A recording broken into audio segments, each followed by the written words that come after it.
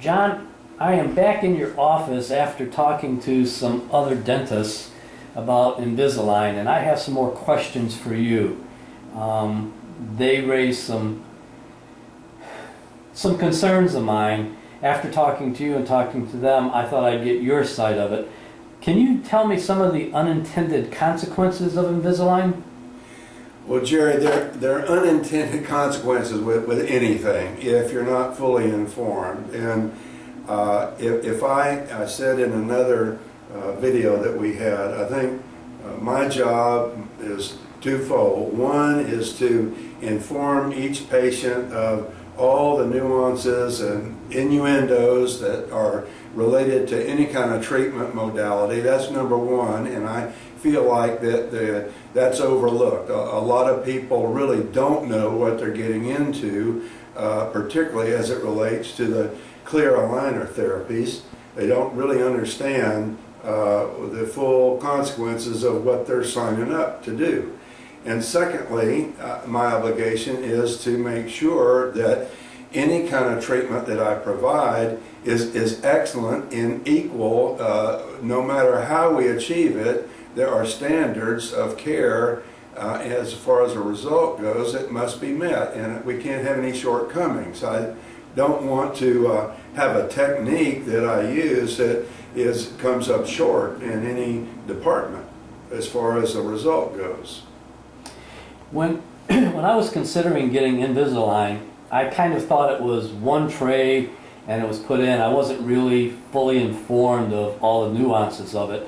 And after talking to this dentist, he prescribed for me, he said there's going to be about 60 trays that I wear a different tray, sequential trays every 2 weeks. Is that correct? That's a lot of responsibility on my part to know when the tray goes in, and I'm supposed to wear it how many hours a day, and how do I keep track of that? That's a lot on my end.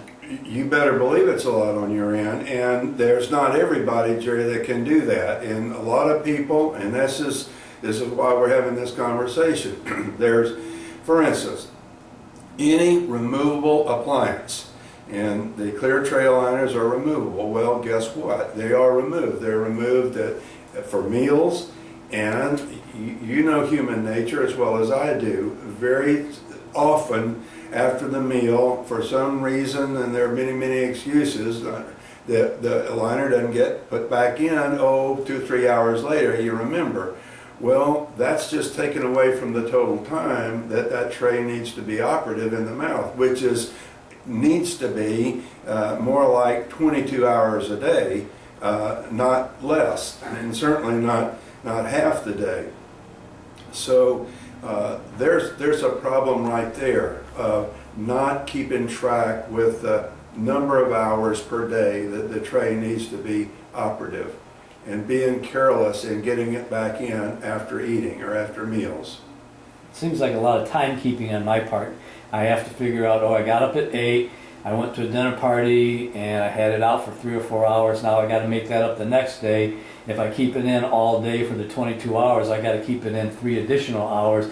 It seems like I have to keep a time card on this. Well, I think you can fall into a better routine. I mean, if you know that it needs to be in except for eating, you don't have some lavish, 6-hour meal or something like that. But in orthodontics, it's a lot of personal responsibility, no matter what kind of appliance is in use.